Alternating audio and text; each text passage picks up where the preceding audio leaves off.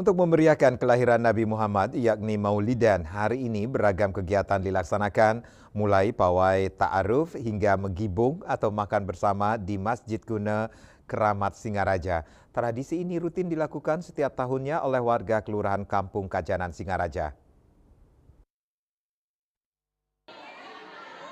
Salah satu acara rutin yang dilakukan di masjid tertua di Singaraja tersebut, selain pawai dan berbagai lomba bernuansa Islami, adalah megibung atau makan bersama. Tiap hadirin membentuk kelompok 8 atau 10 orang. Dengan menu yang disajikan yakni nasi kuning, dengan lauk ayam bumbu, ayam masere, telur sambal, dan urap kacang toge.